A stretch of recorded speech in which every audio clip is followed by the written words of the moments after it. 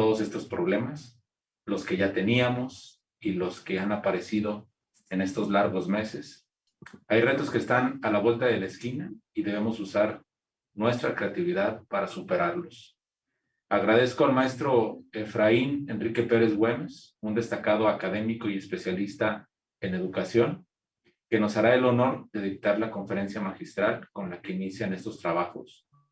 Les pido que pongan todo su empeño para que se generen los mejores resultados, pues el futuro de la humanidad, hay que decirlo, depende de ustedes, los generadores de conocimiento y, por supuesto, de las universidades. Muchísimas gracias.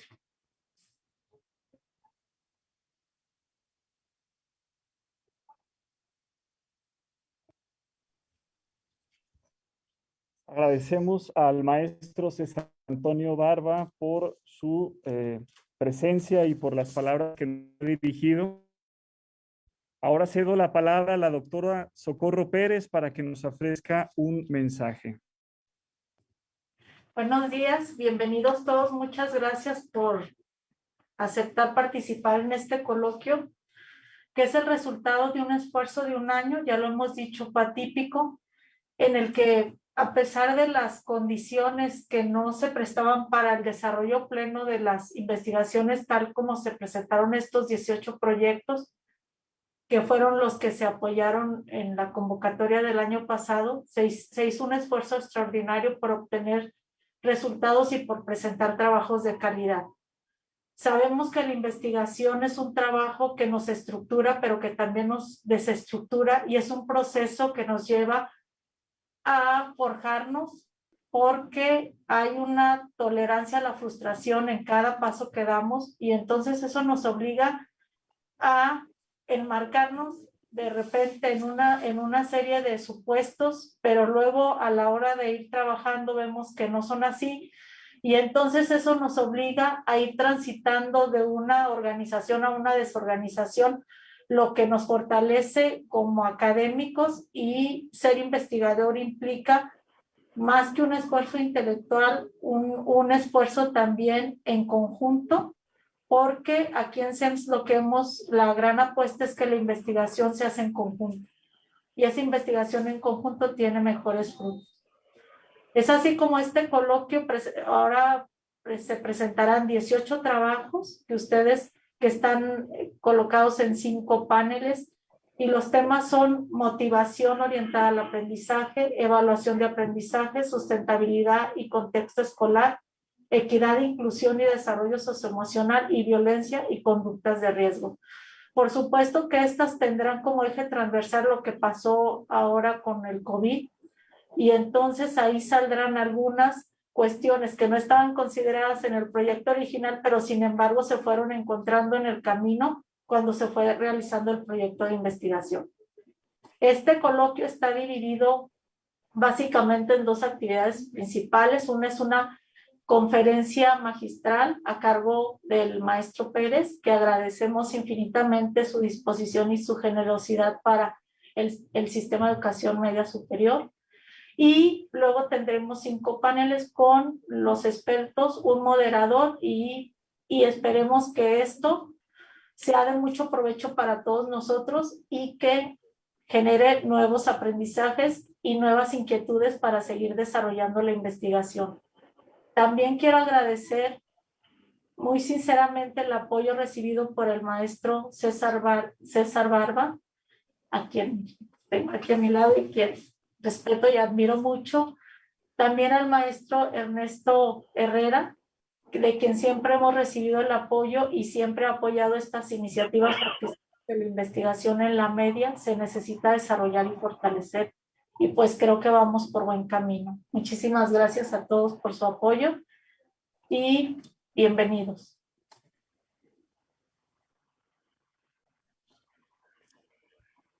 Muchas gracias, doctora Coco, por ofrecernos un panorama general de lo que estaremos trabajando el día de hoy.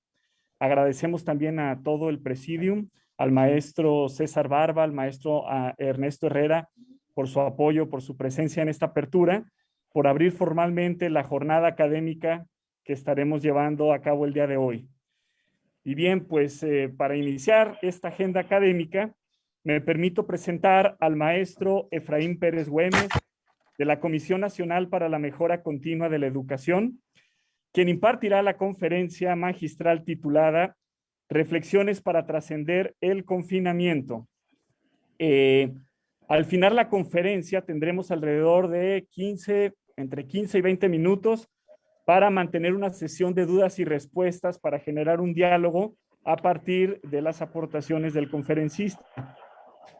A todos los participantes les comento que pueden registrar sus dudas en el chat de Zoom y nuestros compañeros y compañeras del staff estarán pendientes de registrarlas y exponer cuando termine la primera parte de la conferencia e inicie la sesión de dudas. Y bueno, sin mayor preámbulo, me permito presentar al maestro Efraín Enrique Pérez Güemes, quien cuenta con estudios de maestría en la Universidad Nacional Autónoma de México y de licenciatura en Sociología por la Universidad Autónoma de Nuevo León. Asimismo, cuenta con diversos diplomados en especialidad en política y gestión de la evaluación educativa, entre otros. Su amplia trayectoria profesional lo ha llevado a desempeñarse en diversos escenarios educativos, como el Consejo Nacional de Fomento Educativo, en el marco de los programas compensatorios para abatir el rezago educativo y participando en el diseño y operación del programa de participación de los padres de familia en el apoyo de la gestión escolar. Bueno, en la Secretaría de Educación Pública se ha desempeñado como asesor en el despacho del secretario de Educación Pública en el periodo del 2002 al 2004 y asesor del subsecretario de Educación Media Superior en el periodo del 2010 al 2012.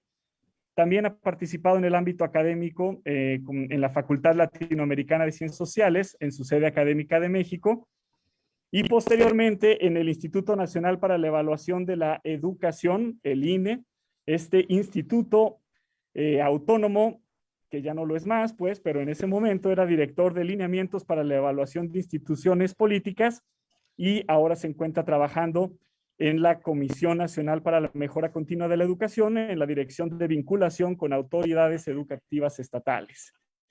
Bueno, es un gran honor tenerlo por acá, maestro Efraín. Le cedemos el micrófono. Y bueno, usted puede compartir su presentación desde su dispositivo. Si tiene cualquier dificultad, estamos al pendiente.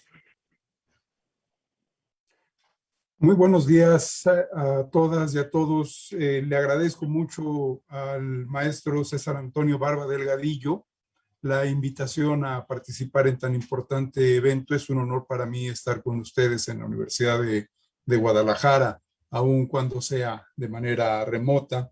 Saludo y agradezco también la generosidad del maestro Ernesto Herrera y de la doctora Socorro Pérez Alcalá.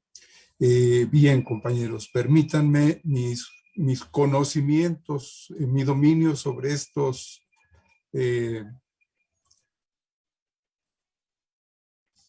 estas tecnologías limitado. Les ofrezco una disculpa, pero bueno, creo que se puede visualizar ahí ya la presentación, ¿verdad? Sí, Sí, sí, se puede visualizar. Muchas gracias. Perfecto. Bueno, espero que estas reflexiones puedan ser de utilidad para el trabajo que ustedes vienen desarrollando, sobre todo que nos permitan comprender algunas lateralidades del tema de la pandemia. La narrativa, como bien señalaba el maestro Barba, la narrativa sobre la pandemia atraviesa diferentes disciplinas, áreas de conocimiento y sobre todo impacta de manera directa y diferenciada todos los ámbitos de nuestra vida social. En este sentido, inicio con este pensamiento, esta reflexión que hacen los profesores Gairín y la doctora Mercader del Centro de Apoyo a la Gestión. Perdón. Perdona la interrupción. Es que al compartir tu pantalla estamos viendo quizá una imagen mejor, configuración de la visualización. Ay, caramba, maestro. Arriba en tu menú, no sé si en tu superior. Ajá. Ahí dice configuración de la visualización y en las opciones. A ver. Es que creo que eso sí no lo va a poder ver usted. Pero sí se alcanza a apreciar las diapositivas, ¿eh? Sí se leen. Ok. Les ofrezco una disculpa. No se Suponía preocupe. que había bajado No, está- la aplicación. Entonces, maestro Javier, tendría que ocultar, no pantalla, configurar. en pantalla. A ver. En la parte de hasta arriba dice configuración de la visualización. Hasta arriba. Ahí, a la Mostrar derecha. barra de No. tareas. El que sigue No. a la derecha.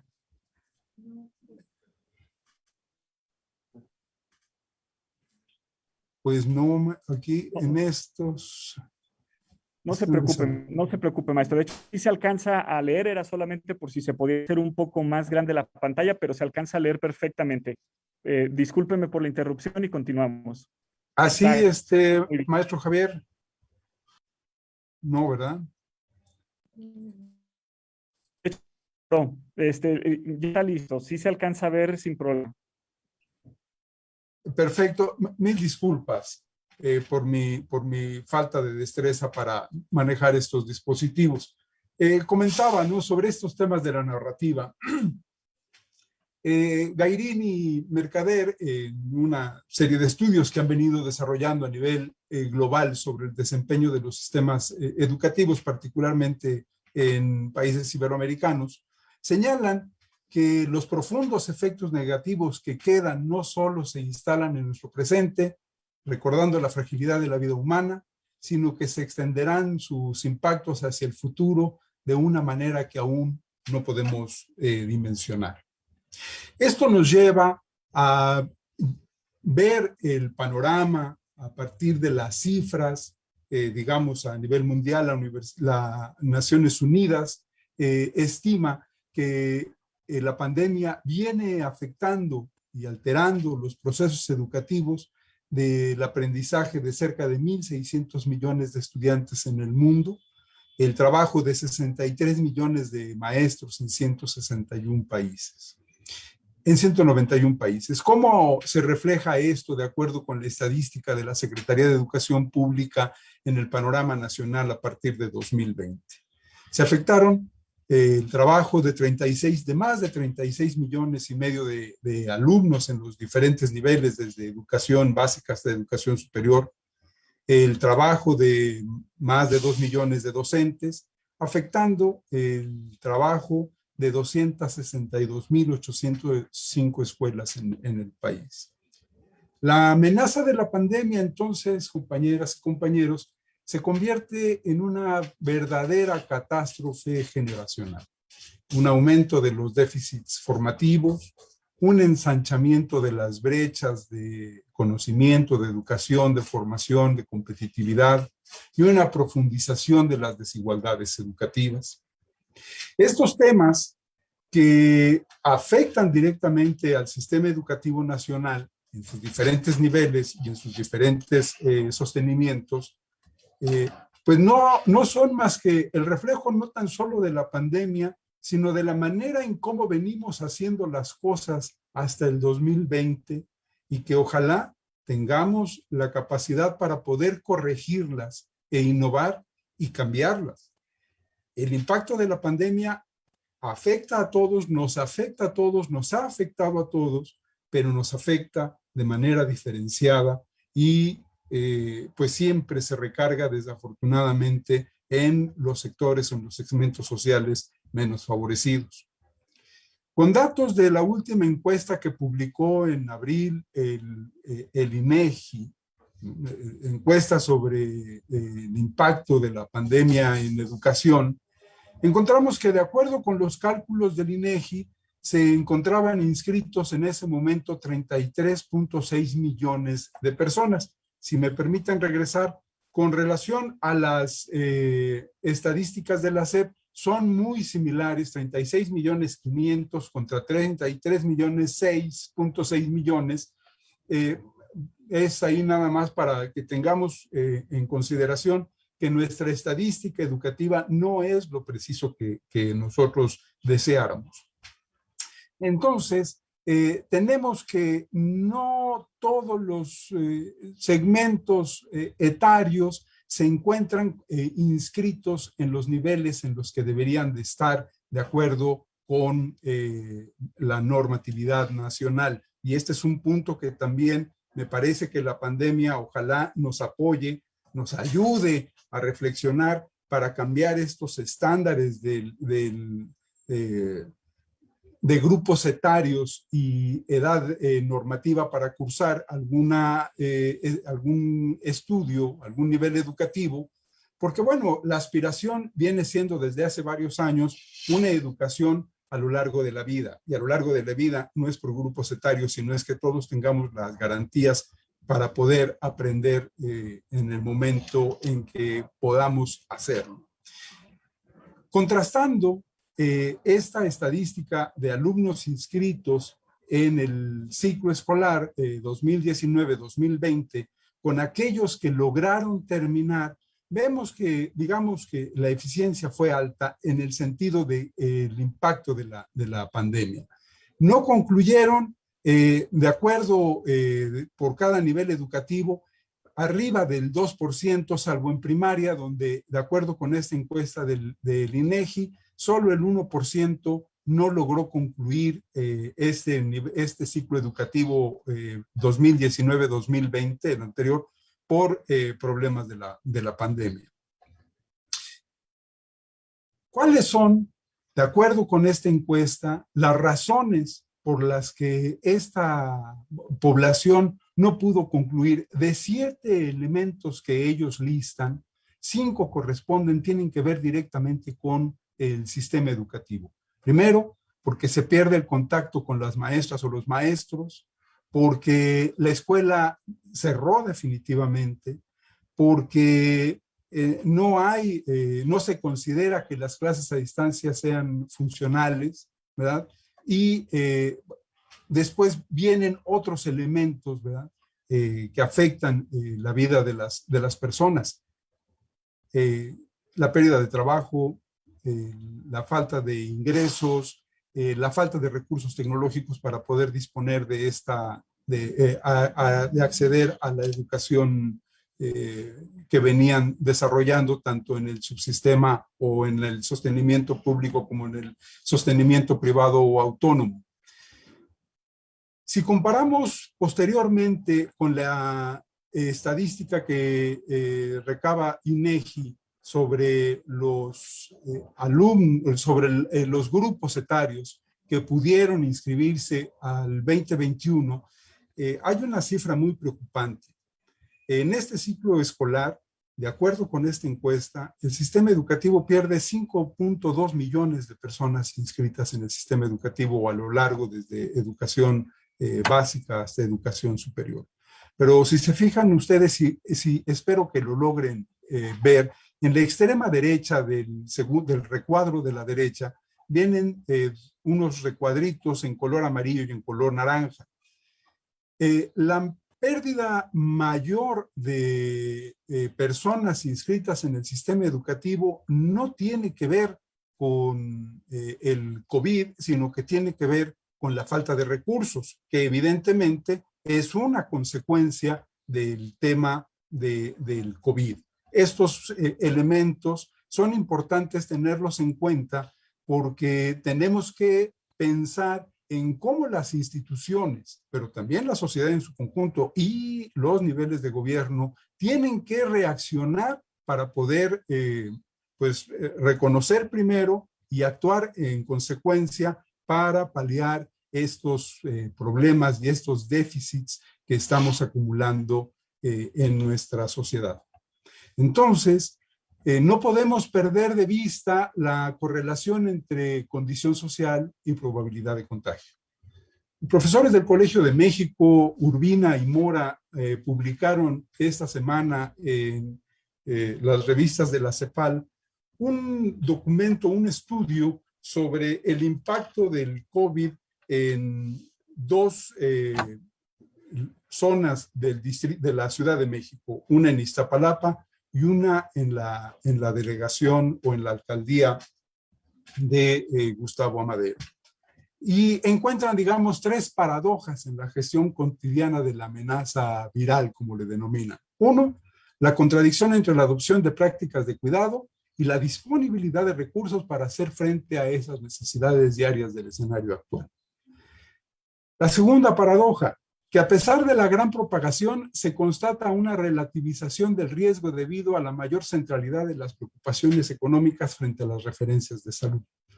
Y la tercera es que la apropiación diferenciada de la información, donde la claridad y el conocimiento sobre los árbitros preventivos y la práctica de estos contrastan con el desconocimiento prevalente sobre cómo actuar en caso de contraer COVID-19.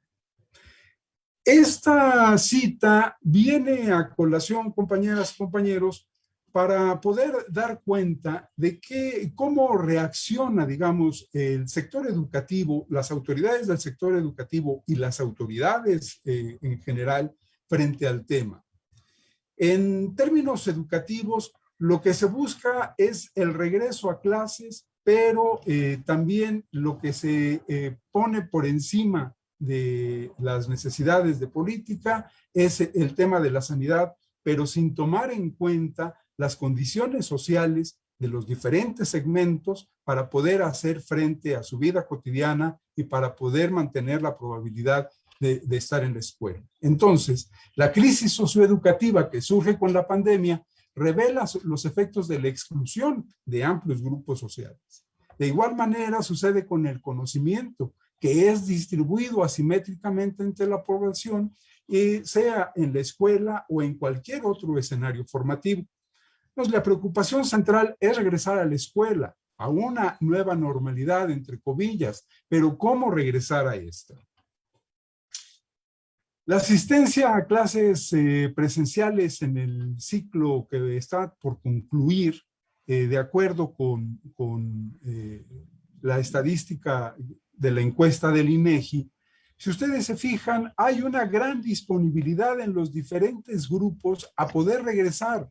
Es decir, hay una presión social, ¿verdad?, por mantener una vida medianamente, digamos, normal, pero también está el efecto del problema de la enfermedad. Si ustedes ven en el recuadro de la derecha, en la distribución porcentual de población informante de 18 años y más en viviendas con teléfono y con población, según su opinión sobre las ventajas y desventajas de las clases a distancia o virtuales. Estamos hablando justamente del grupo que correspondería más en la transición entre media, superior y superior.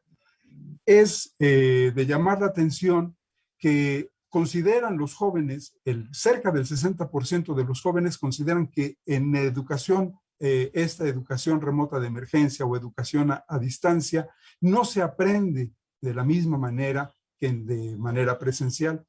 Por el otro lado, en las ventajas de este confinamiento, tenemos que consideran que se pone en riesgo el salir, se pone en riesgo la salud y la estabilidad de las personas, el 56%. ¿Cómo tenemos que lidiar con esto? Pensando en el futuro de los estudiantes como individuos y como ciudadanos, ¿qué identidad contribuiría a construir la educación a partir de este momento que estamos viviendo? Y no hablamos de identidad como diferencia social, que pueda venir por la posesión de bienes, una diferencia por raza, una identidad por raza o por sexo. Hablamos a partir de una identidad, como lo plantea el profesor Riemann, que vincula a los semejantes frente a la capacidad universal de mejorar el alma, dice él, de vivir en la verdad, de hacer lo correcto, de crear belleza. Decíamos al principio este tema de la narrativa de la pandemia. Dice el profesor Hobsbawm que el siglo XX fue un siglo corto. El siglo XIX inicia con la Revolución Francesa y termina con el inicio de la Primera Guerra Mundial. En esta transición en esta lógica de largo aliento de las visiones de lo que es la historia, las grandes épocas, los cambios de época, encontramos que justamente en la transición, si fuera, vamos a decir, correcta esta apreciación del fin de la transición de una época a otra, del siglo XIX al siglo XX, no cronológico, sino por acontecimientos epocales, lo que tenemos es que justamente en la transición del siglo XIX al siglo XX, la humanidad no solo enfrentó guerras, ¿verdad? En México una revolución social, una guerra civil, enfrentó también una pandemia que fue la influenza española.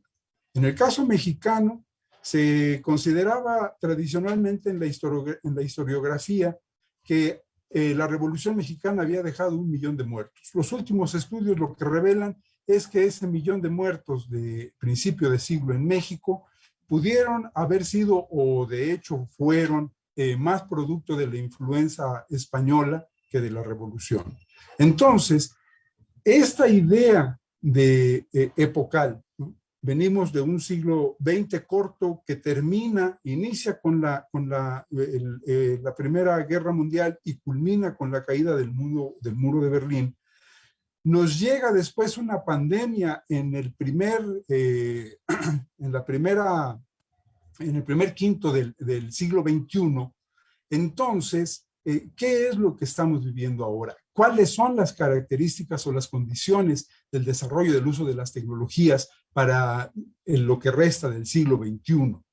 Entonces, entramos en una suerte de siglo XXI bis que estará caracterizado por la incertidumbre. Aún cuando tenemos vacunas, no sabemos cuáles son los efectos, y hay ahora un montón de variantes, etcétera. Y el cambio y las maneras y las formas de interacción. Todo nuestro mundo se ha trastocado. ¿Qué riesgo no hemos visto? ¿Qué necesitamos comprender para favorecer el regreso a la escuela? Y la confianza y la responsabilidad que nos atañe a cada uno de nosotros, ¿dónde queda? Pero sobre todo, la confianza y la responsabilidad de nuestros jóvenes, entre ellos, de nuestros jóvenes hacia la sociedad y de nosotros hacia ellos. ¿Qué riesgos no hemos visto?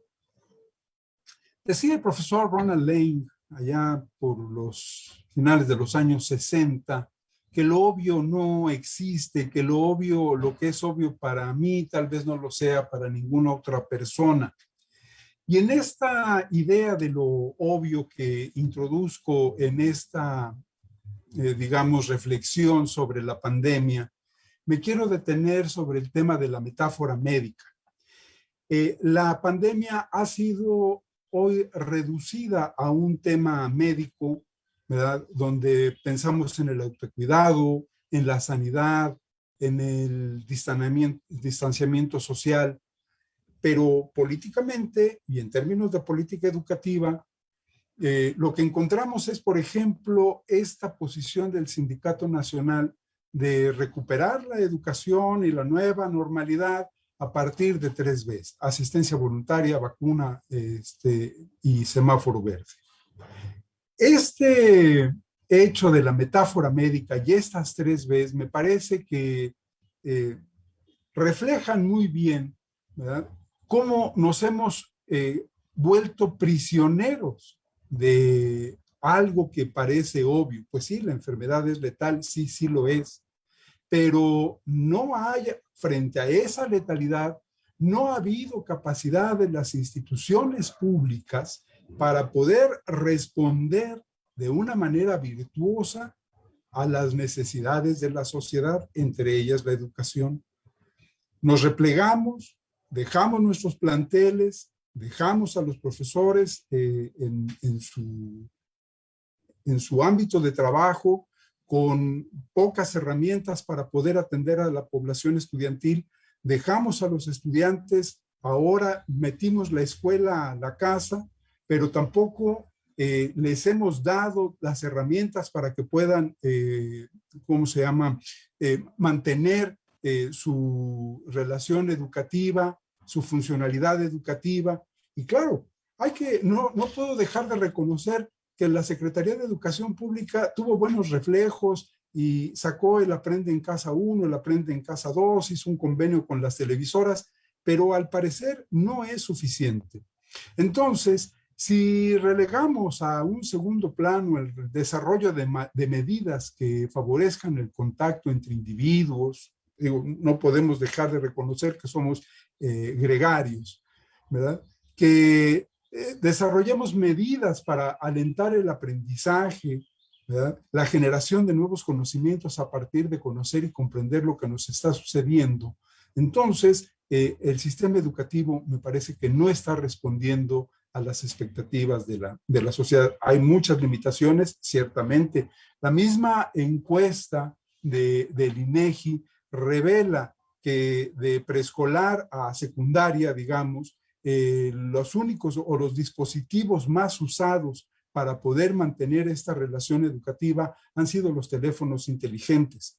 Entre media superior y superior, el cambio de dispositivos pues es notorio, se empiezan a usar tabletas, computadoras de escritorio o computadoras personales, pero esto no nos garantiza que esta educación remota a distancia o esta educación remota de emergencia pueda desarrollarse con las mismas características de calidad educativa que se venían desarrollando de manera presencial, y reconocer que aún de manera presencial había todavía muchas dificultades en términos de equidad entre planteles, entre niveles educativos, ¿verdad? Entre planteles del mismo subsistema educativo, etc.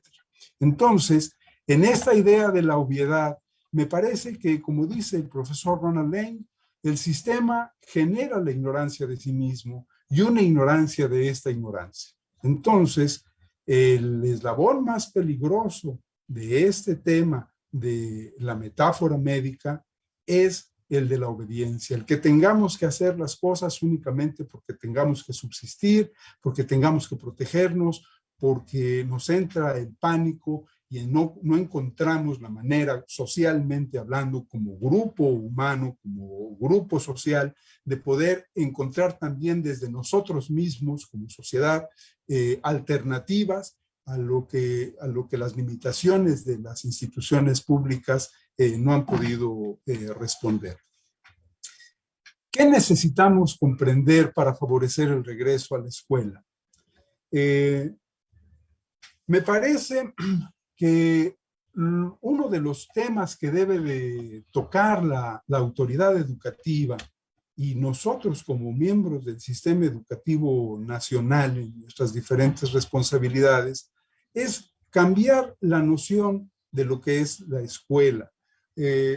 Haciendo una revisión del programa sectorial de educación, en uno de sus puntos se señala que es una de las políticas de esta administración mejorar las condiciones del contexto educativo, del contexto de la escuela.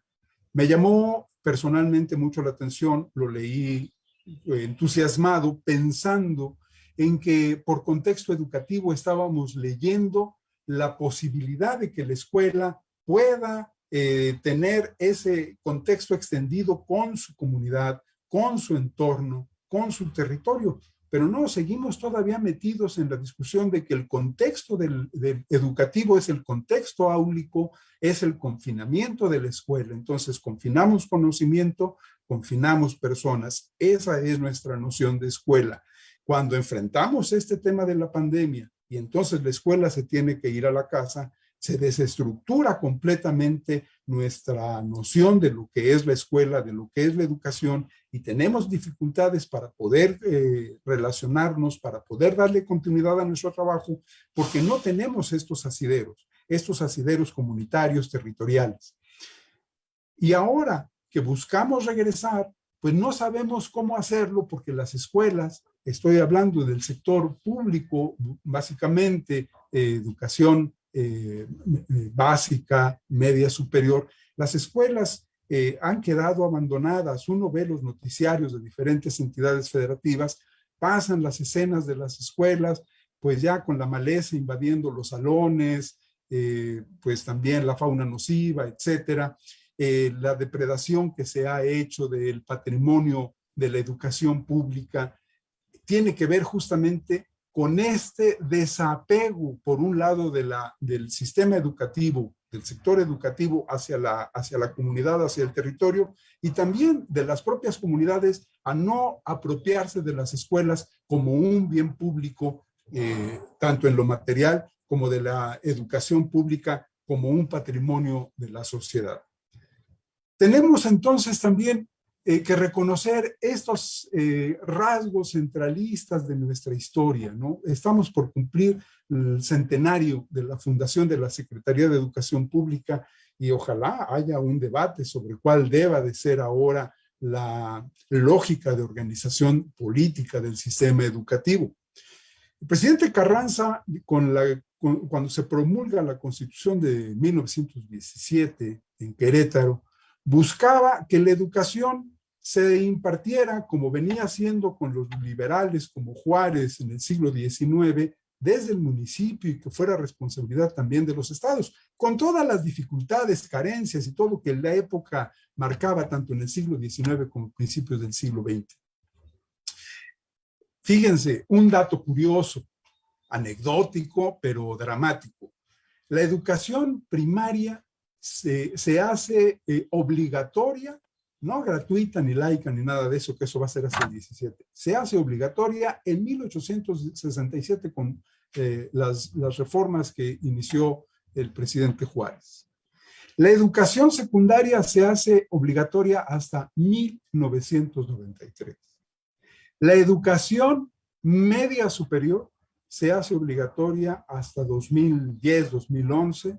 Y la educación preescolar se hace antes obligatoria en el 2002, 2003. Fíjense nada más esta lasitud, ¿verdad? Para poder hacer del recurso básico de desarrollo de la nación como algo tan laxo en el tiempo, en el que si había prioridades, eran las prioridades de orden político y no las prioridades del conocimiento y del desarrollo educativo. Entonces, me parece que este centenario de la Secretaría de Educación Pública debería de llevarnos a reflexionar cómo debe de gobernarse ahora la escuela y a quién le corresponde. ¿Corresponde a las autoridades centrales o corresponde a las autoridades locales, tanto entidad federativa como municipio?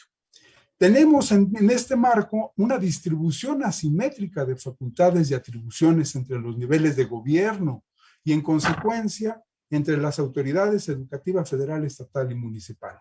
A las autoridades municipales, que son las del primer contacto con la educación, con los planteles educativos y con las comunidades educativas, se les relega a un trabajo en las leyes de educación, pues locales, asistencialista, de dotar becas o de dotar uniformes, que yo no digo que esté mal, pero me parece que no es todo lo que podrían hacer.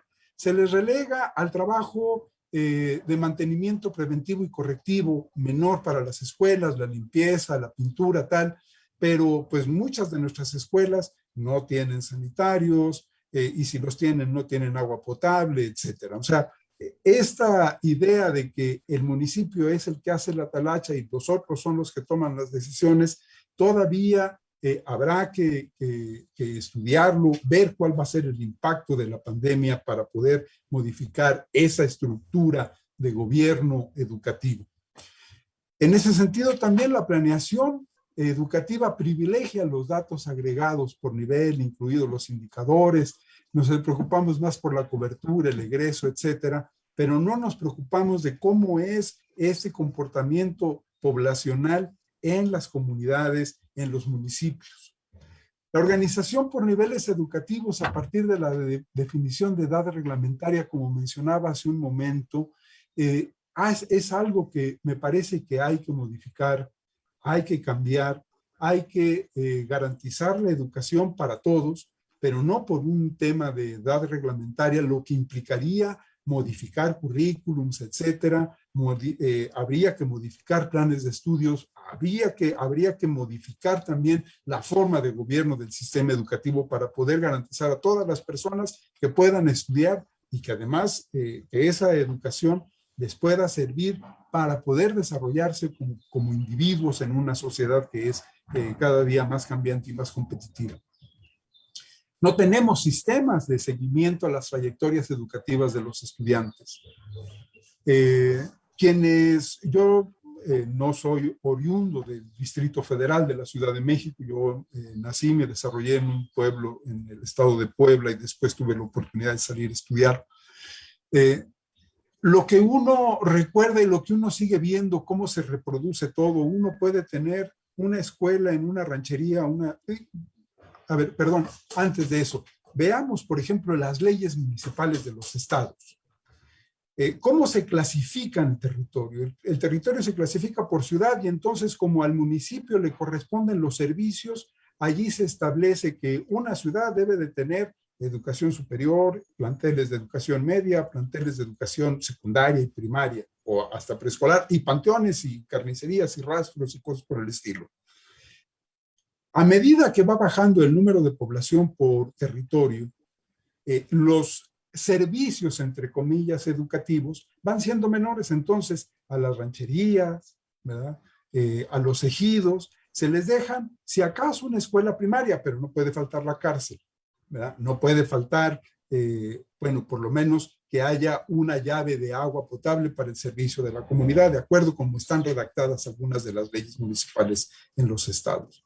Bueno, el tema es que justamente tenemos un sistema educativo inequitativo y excluyente porque en lugar de proveer, ¿verdad?, de educación con todas las condiciones de desarrollo en todas las comunidades y que puedan los diferentes, las comunidades tener el acceso para sus hijas y sus hijos a la educación preescolar, después a la primaria, a la secundaria, con la misma calidad que pueda haber en las ciudades o en los grupos poblacionales más desarrollados, vamos dejando a las comunidades siempre relegadas. A mí me parece la iniciativa de la Universidad de Guadalajara y de su sistema de educación media superior un gran ejemplo de poder descentralizar la educación y tratar de llevarla justamente a los municipios.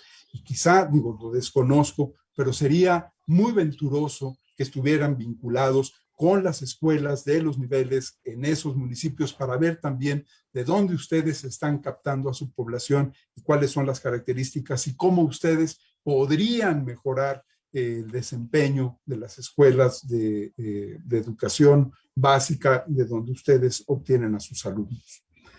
Tenemos también como problema los niveles educativos agrupados por zonas escolares imbrincadas. Entonces tenemos una zona escolar de educación preescolar que pues puede tener en el mismo municipio X número de escuelas que coinciden con otra zona escolar, pero que es de educación primaria y no se habla. No se sabe qué pasa con los niños, de qué escuela pasan a qué otra, etcétera, ¿no? Es un poco esto que ejemplificaba con ustedes. Este elemento desarticulador, ¿verdad?, y de desconexión del sistema educativo es un problema y que se ve agravado ahora con la pandemia porque no sabemos cómo responder, ¿verdad?, al reto de que los niños o los jóvenes regresen a la escuela, de poder ofrecerles las oportunidades de nivelación para poder desarrollar concluir su nivel educativo y estamos pensando únicamente en que las escuelas estén limpias, que los patios estén desinfectados, pero no tenemos los elementos de gobierno para poder hacer interactuar a los diferentes niveles de gobierno y a los diferentes niveles educativos para poder llevarlos en un mismo curso hacia la recuperación de nuestra escuela. ¿Qué nos faltaría también conocer? Nos falta, sobre todo pensando en los grupos de jóvenes en educación media superior, pero no solo. Yo creo que sería un tema para todo el sistema educativo. No sé si ustedes comparten conmigo que vivimos en un país de la desconfianza, en un país donde no tenemos certeza de que lo que estén tomando como decisiones, los tomadores de decisiones sean lo adecuado o no, de si lo están haciendo o no lo están haciendo, desconfiamos todos de todos. Y es una paradoja muy triste porque justamente fue la sociedad confiando en sí misma quien alentó una transición democrática que inicia fuertemente en los 80 y que se trata de consolidar en los 90, pero parece que la hemos perdido. Y esa desconfianza en el otro, ¿verdad? Es un tema que me parece que la escuela y la pandemia deben de poner en la mesa de la discusión. La noción de confianza interpersonal y responsabilidad individual tendrían que asumirse como un eje axiológico, ¿verdad? Si como confianza interpersonal entendemos que sabemos que el otro hará lo que esperamos que haga, ¿verdad? Queremos no caer en la metáfora de la salud, pues confiemos en que lo que yo estoy haciendo, lo que ustedes esperan que yo haga para no contagiar, para poder desarrollar mi trabajo, mis actividades, lo estoy haciendo. Pero también el tema de la responsabilidad es hacer que los demás, hacer lo que los demás esperan que uno haga. Entonces, estos elementos de educación cívica, ¿verdad?, de confianza, de consolidación democrática de las sociedades, tiene que reforzarse en las escuelas, pero no únicamente de la perspectiva de limpiarnos las manos cuando llegamos al salón de clase. Estos valores interrelacionados tienen que ejercerse como prácticas docentes, saludables, ¿verdad?, que nos permitan atender lo que los alumnos están necesitando. Los alumnos necesitan confiar en nosotros necesitamos confiar en nuestros pares, ¿verdad?, en que todos estamos haciendo lo que nos toca hacer. Las autoridades tienen que confiar en la sociedad, pero la autoridad no necesariamente está mandando las señales de confianza que la sociedad requiere. Entonces, necesitamos mayor humanidad, ¿verdad? Solicitarnos a nosotros mismos una mayor, digamos, compromiso para poder avanzar juntos. Me parece que de las conclusiones a las que podemos llegar en este proceso, en esta narrativa sobre la pandemia, que pues es algo que nos toma completamente descolocados, es que ante las limitaciones institucionales tenemos que intervenir eficiente y coordinadamente para contener la pandemia nosotros mismos como individuos y asumir nuestras responsabilidades. En educación creo que tenemos que trascender esa metáfora médica de lo obvio, ¿verdad?, y mantener el autocuidado y el cuidado de los otros, atender los intereses e inquietudes cognitivas de nuestros alumnos y ofrecer espacios para la selección de contenidos de aprendizaje. Me parece que ese es un tema que poco se está atendiendo en el sector educativo. El tema de la participación de los niños y de los jóvenes en lo que necesitan, quieren y pueden aprender no se está tomando en consideración y se llega a frasear y a hablar de que lo que hay que hacer es modificar el plan de estudios, los planes y programas de estudios para quitarles cargas horarias, etcétera, pero no estamos pensando en qué es lo que nuestros alumnos están necesitando. Entonces, atender el reto de adecuar la normatividad y los flujos de decisiones relativos a la gestión educativa y escolar, especialmente en aspectos relacionados con el currículum, la formación docente, la interacción entre actores escolares y el aprendizaje de las y los estudiantes, es una recomendación de Mejoredu que salió publicada justamente el día de ayer. Mejoredu es la Comisión Nacional para la Mejora Continua de la Educación y que pone como recomendación a la autoridad educativa. La comisión no tiene, no es una autoridad, no tiene facultades más que para poder recomendar y hacer observaciones. Entonces, este es uno de los puntos que la comisión pone a discusión. Tenemos que apelar al diseño de políticas públicas pertinentes que atiendan los desafíos del rezago, la continuidad, la equidad educativa y que garanticen su financiamiento. No podemos considerar que trascenderemos la pandemia desde el sector educativo si no tenemos los recursos para poder impulsar una serie de cambios, de medidas, de adecuaciones. Tenemos que alentar la mayor descentralización que favorezca la intervención de los niveles de gobierno, fundamentalmente desde mi punto de vista a nivel estatal y municipal, y que refuercen la atención o que nos ayuden a reforzar la atención a estos desafíos. Esa es una tarea social.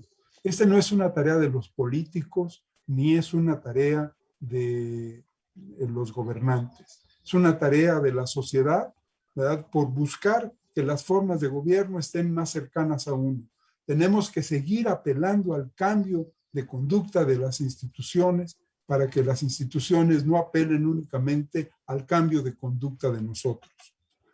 Tenemos que considerar, me parece, a la escuela como un componente estratégico del territorio y no como un servicio, como está definido en términos generales en las leyes municipales de nuestras entidades federativas.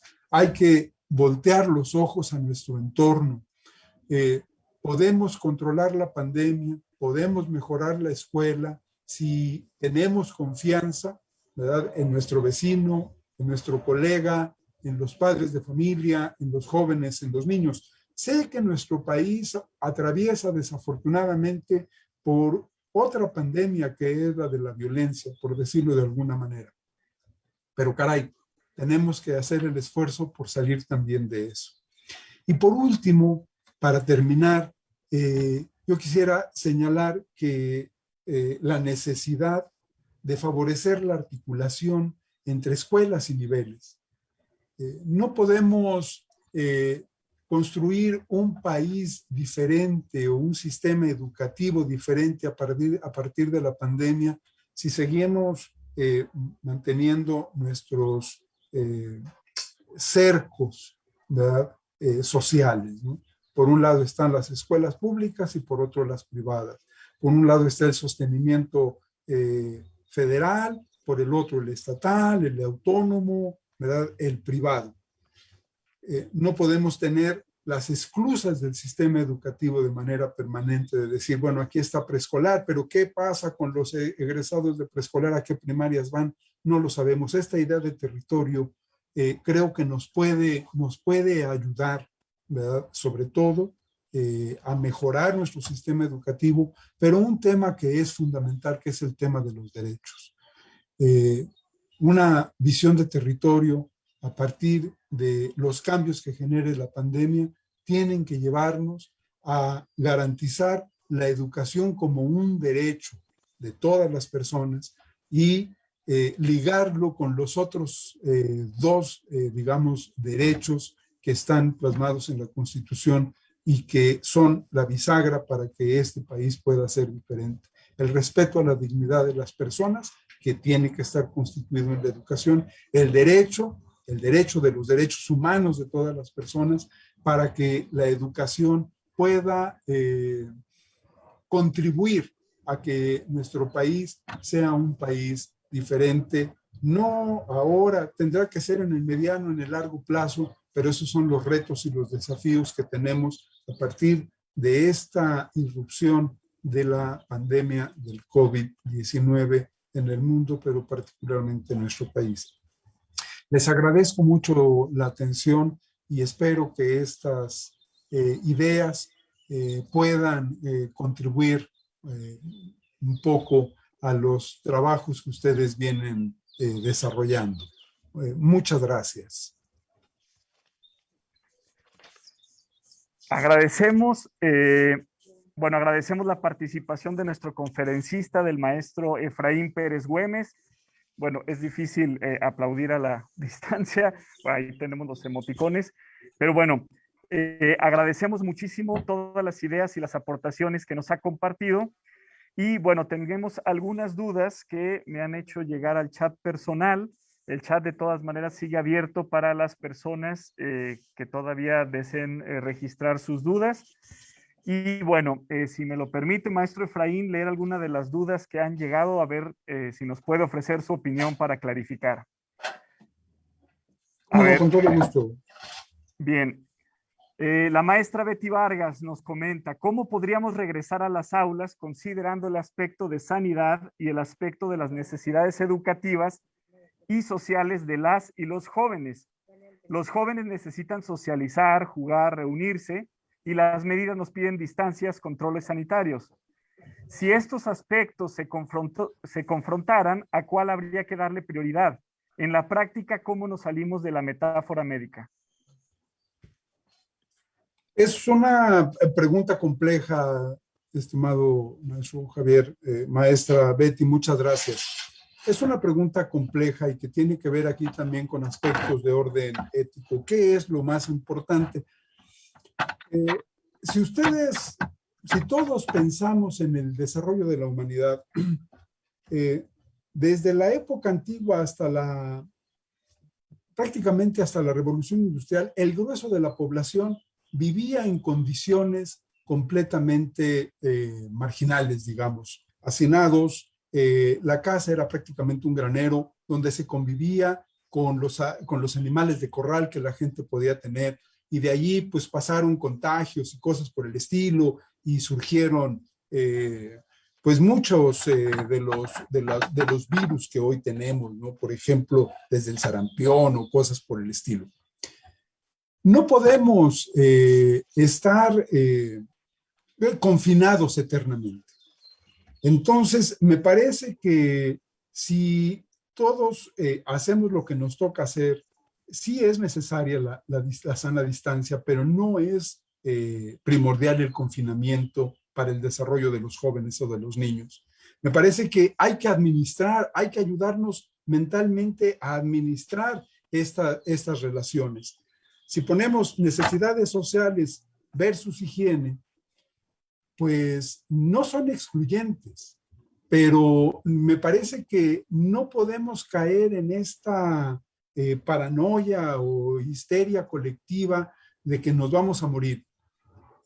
Estamos vacunados, por ejemplo, mi grupo de edad, ya tenemos las 2 vacunas, y sin embargo, al menos aquí en la Ciudad de México, pues la gente de mi edad sigue muriendo desafortunadamente.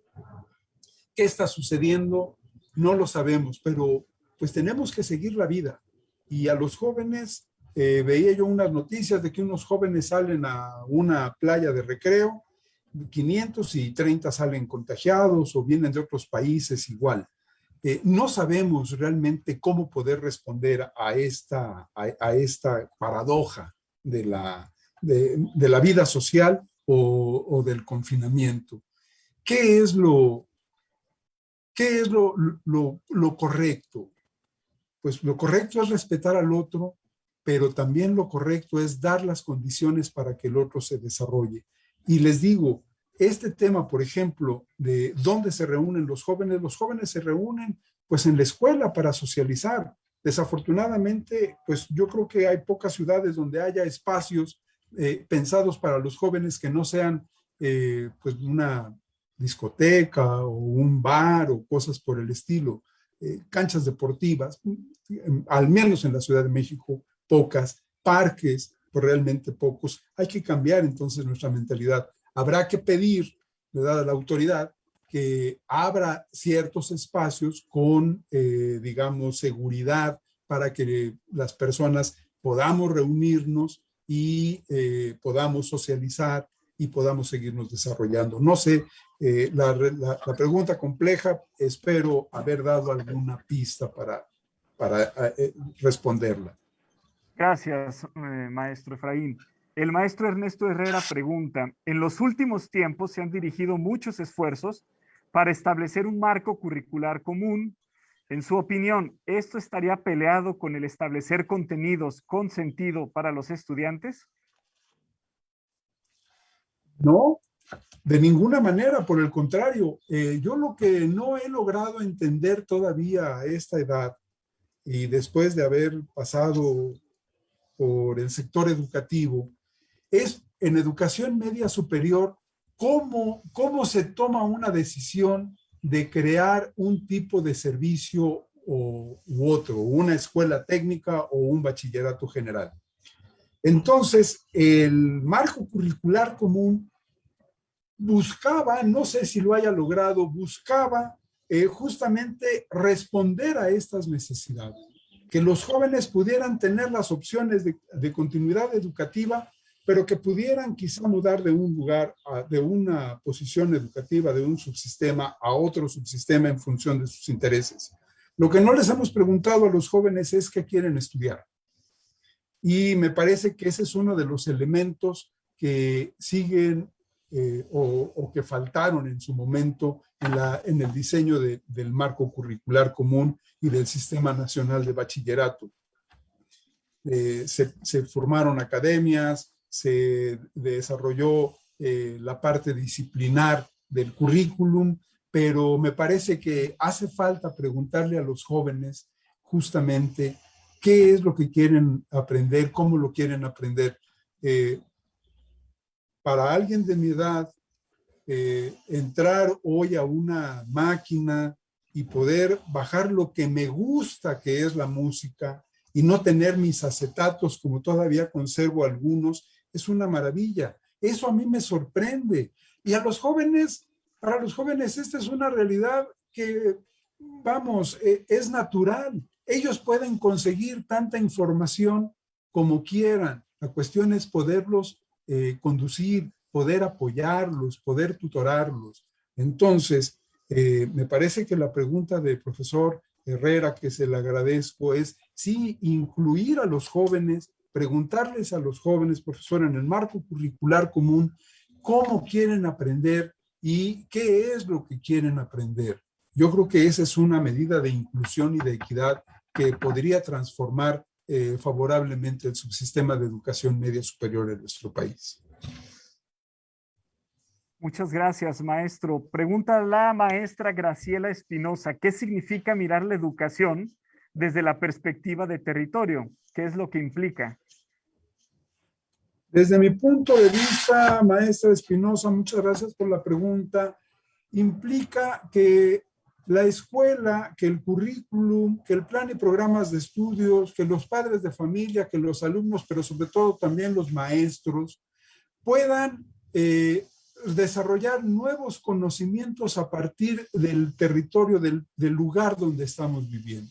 Nuestra sociedad, por ejemplo, en general México, atraviesa por problemas de desechos biológicos, industriales, domésticos, basura, que se convierten en un problema. El problema, por ejemplo, del agua, etcétera. Bueno, ¿qué sucedería si la escuela y el plan y programas de estudios estuviera también pensado para que los alumnos pudieran reflexionar sobre lo que está sucediendo en su entorno?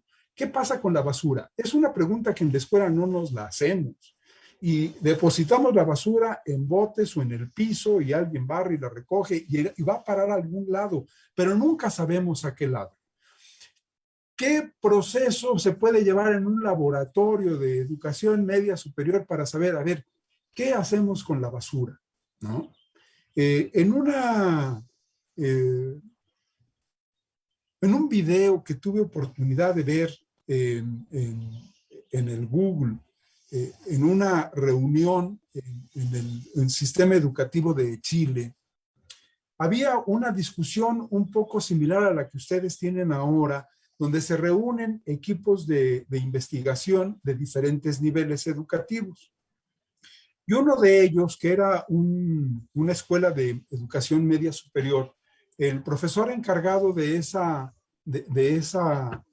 ese tema educativo, comentaba que discutiendo con sus alumnos qué problema social se podía atender desde la escuela, era investigar cuáles eran las causas de una enfermedad que particularmente desarrolla la comunidad mapuche en Chile, en la localidad o en la región donde sea. Bueno, esta vinculación de la escuela con el territorio genera o debe de generar o da la posibilidad de generar nuevos conocimientos y de enriquecer el currículum, pero también da la posibilidad de poder planear, o sea, es decir, de que haya una continuidad educativa y de que el sistema educativo en su conjunto contribuya a garantizar el derecho a la educación de todos, o sea, no excluir, ¿verdad? En la medida en que tenemos un territorio de un sistema educativo que está fragmentado, pues las personas van buscando la escuela donde quieren que sigan sus hijos por el prestigio de la escuela, ¿verdad? Y entonces hay escuelas que no están prestigiadas y no están prestigiadas porque no hay una vinculación con la comunidad. Entonces, hay diferentes vetas, maestra Graciela, que digamos, vetas virtuosas que podrían explotarse en esta relación entre escuela y territorio, tema que en nuestro país desafortunadamente aún no tiene mucho, digamos, profundidad o relieve en su estudio.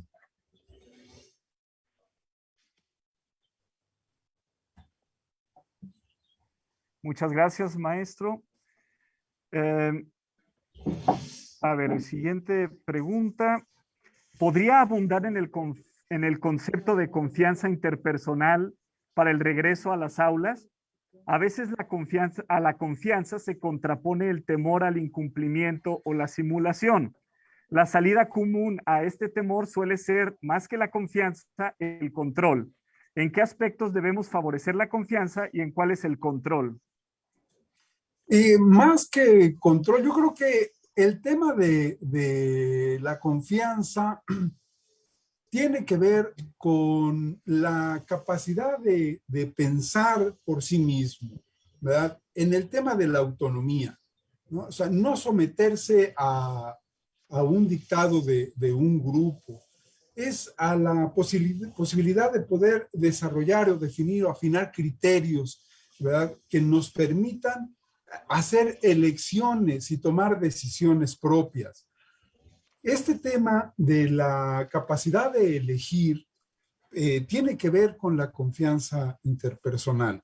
Si yo tomo una mala decisión que me afecta a mí, puede afectar también al de al lado, pero tenemos entonces no que controlar, sino tenemos que, me parece, generar las condiciones para esta relación comunicativa, dialógica, de aprendizaje en común, ¿verdad? Entonces, los aprendizajes comunes en la escuela deben de partir justamente del reconocimiento del otro y en esa medida, más que controlar, ir guiando.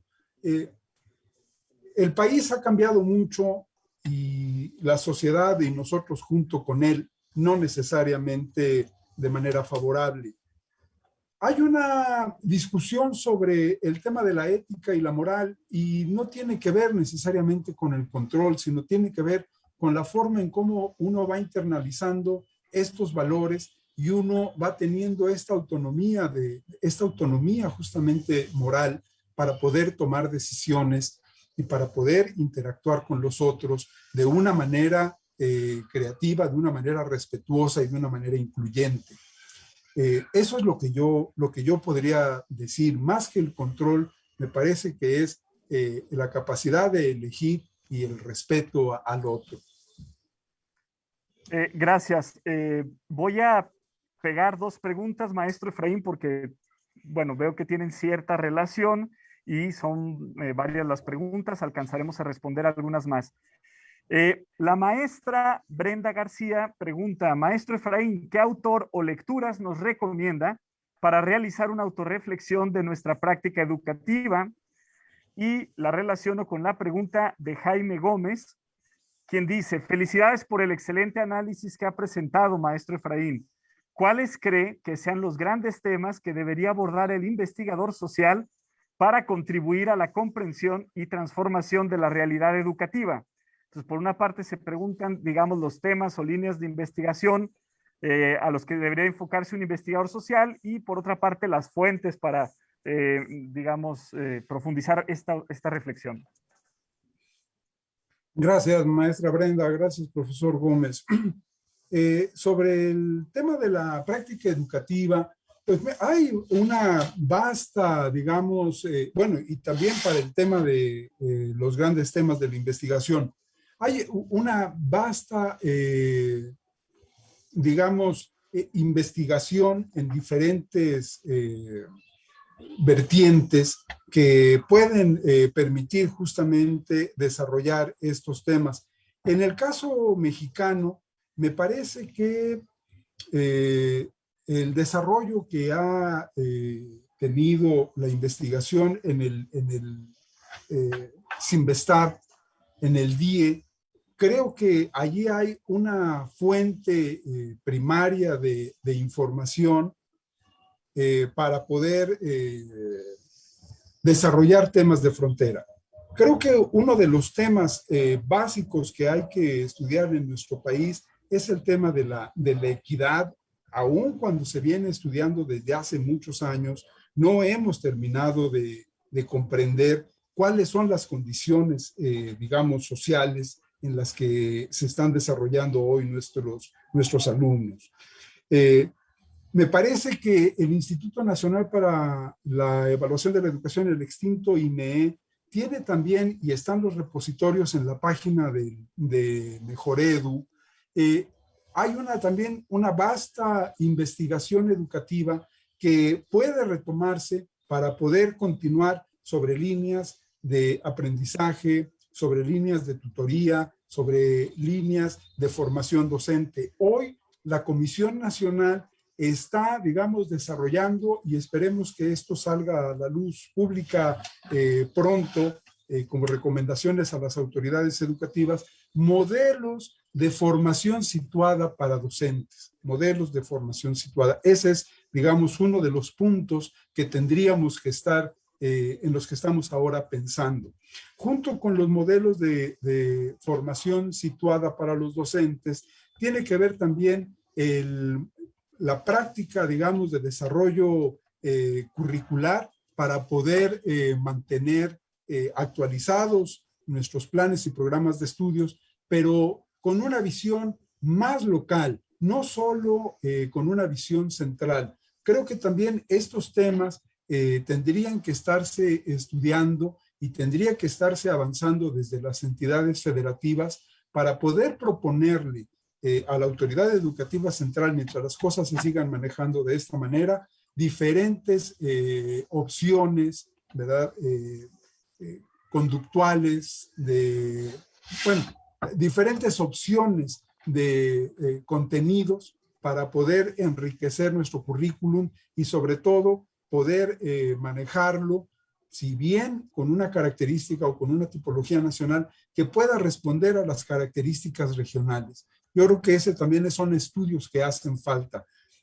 Cómo es el desarrollo de una comunidad en Chiapas es diferente a la sierra de Chihuahua y pues puede ser diferente a Tamaulipas o Veracruz. Creo que también nos hace falta esta diferenciación y tratar de dejar de lado la uniformidad de pensamiento.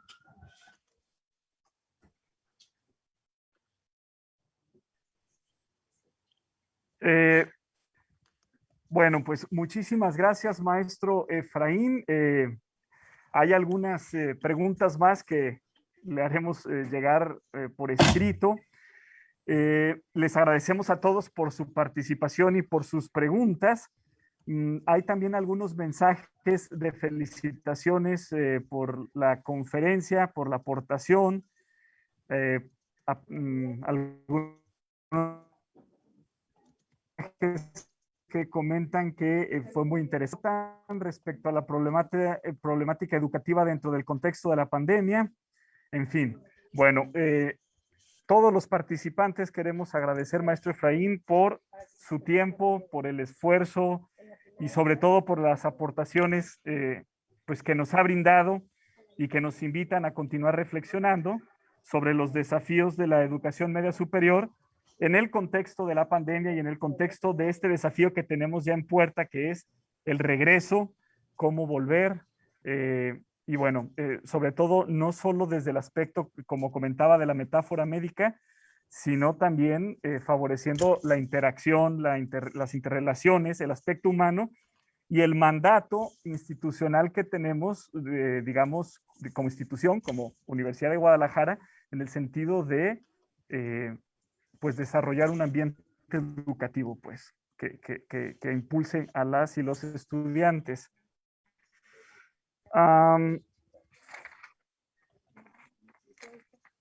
Pues bueno, ha sido una reflexión entonces enriquecedora y le agradecemos su tiempo. Agradecemos el tiempo de todos. A continuación vamos a tener 15 minutos de descanso, quizá ya un poquito menos, unos 10 minutos de descanso. Les pedimos por favor estar puntuales a mediodía, a las 12 p.m., para poder dirigirlos a las salas en donde se realizarán los primeros paneles simultáneos. Panel 1, que es motivación orientada al aprendizaje, y panel 2, que es evaluación de aprendizajes.